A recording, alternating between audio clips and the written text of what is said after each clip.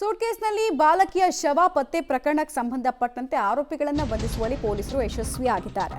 ಅತ್ಯಾಚಾರ ಎಸಗಿ ಕೊಲೆಗೈದಿದ್ದಂತಹ ಆರೋಪಿಗಳು ಆನೇಕಲ್ ಬಳಿ ಸೂಟ್ಕೇಸ್ನಲ್ಲಿ ಬಾಲಕಿ ಶವ ಪತ್ತೆ ಪ್ರಕರಣಕ್ಕೆ ಸಂಬಂಧಪಟ್ಟಂತೆ ಅತ್ಯಾಚಾರ ಎಸಗಿದ ಹಾಗೂ ಕೊಲೆ ಮಾಡಿದ ಆರೋಪಿಗಳನ್ನು ಬಂಧಿಸಲಾಗಿದೆ. ಬಿಹಾರ ಮೂಲದ ಟೋಟಲ್ 7 ಜನ ಆರೋಪಿಗಳನ್ನು ಪೊಲೀಸರು ಬಂಧಿಸಿದ್ದಾರೆ.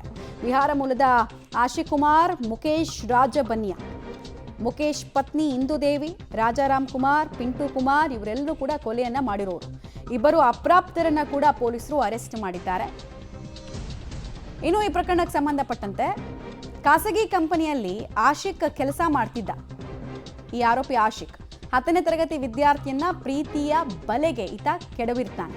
ಬಿಹಾರದಿಂದ ಬಾಲಕಿ ಜೊತೆಗೆ ಬೆಂಗಳೂರಿಗೆ ಈತ ಬಂದಿರ್ತಾನೆ. ಅದಾದ ನಂತರ ಬೆಂಗಳೂರಿನಲ್ಲಿ ರೌಂಡ್ಸ್ ಹಾಕಿ ಸಂಬಂಧಿ ಮನೆಗೆ ಹೊರಟಿರ್ತಾನೆ.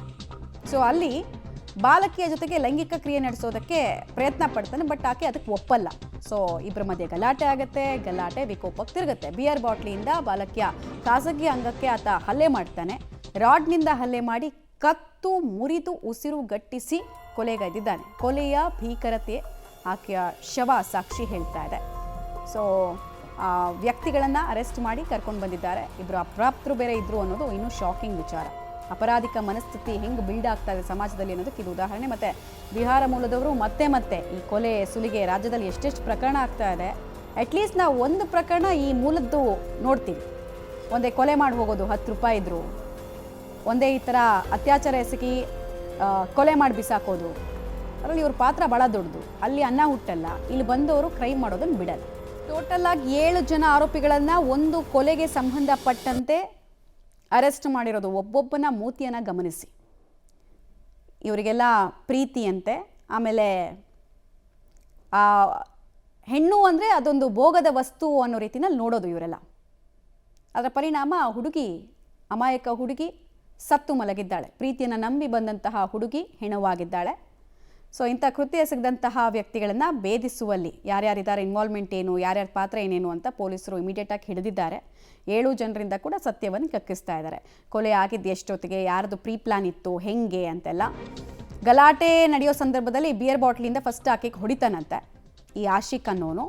ರಾಡ್ನಿಂದ ಹಲ್ಲೆ ಮಾಡ್ತಾನೆ. ಖಾಸಗಿ ಅಂಗಾಂಗಕ್ಕೆ ಹಲ್ಲೆ ಮಾಡಿ, ಮರ್ಮಾಂಗಕ್ಕೆಲ್ಲ ಹಲ್ಲೆ ಮಾಡಿ ಆರೋಪಿ ಅತ್ಯಾಚಾರವನ್ನು ಎಸಗಿದ್ದಾನೆ.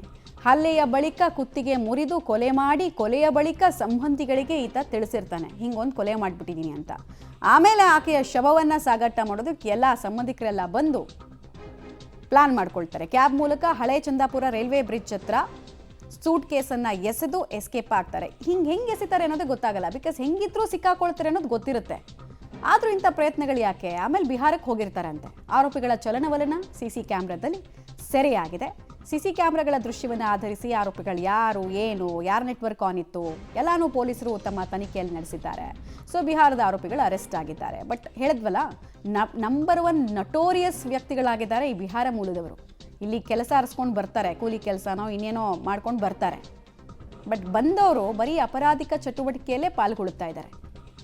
ಕೆಲಸ ಮಾಡ್ತಾ ಇದ್ದ ಮಾಲೀಕನ ಕತ್ಕುಯ್ಯೋದು, ಆಸರೆ ಕೊಟ್ಟಂತಹ ಜನರನ್ನು ಮುಗಿಸ್ಬಿಡೋದು, ನಂಬಿ ಬಂದಂಥವ್ರನ್ನ ಮುಗಿಸ್ಬಿಡೋದು, ಇದೆಲ್ಲ ವಿಚಾರಕ್ಕೆ ಇವ್ರ ಹಿಸ್ಟ್ರಿ, ಇವ್ರದ್ದು ರಾಜ್ಯ ತುಂಬ ಹೇಳಿ ಮಾಡಿಸ್ದಂಗಿದೆ. ಅದಂತೂ ಜಂಗಲ್ ರಾಜ್ಯ ಬಿಡಿ ಬಿಹಾರ. ಅಲ್ಲಿಂದ ಬಂದವರು ಇಲ್ಲೂ ಅದನ್ನೇ ಮುಂದುವರಿಸ್ತಾ ಇದ್ದಾರೆ. ಇಲ್ಲೂ ಭಯದ ವಾತಾವರಣವನ್ನು ಮುಂದುವರಿಸ್ತಾ ಇದ್ದಾರೆ. ಕೊಲೆ ಮಾಡಿ ನಮ್ಮನ್ನು ಯಾರು ಹಿಡಿಯಲ್ಲ ಅಂತ ತಮ್ಮ ಊರಿಗೆ ಹೋಗ್ಬಿಟ್ಟಿದ್ರಂತೆ, ಬಿಹಾರಕ್ಕೆ ಹೋಗಿ ಸೇರ್ಕೊಂಡ್ಬಿಟ್ಟಿದ್ರಂತೆ. ರಾಜ್ಯದ ಪೊಲೀಸರು ಇವರನ್ನು ಕರ್ಕೊಂಡು ಬಂದಿದ್ದಾರೆ.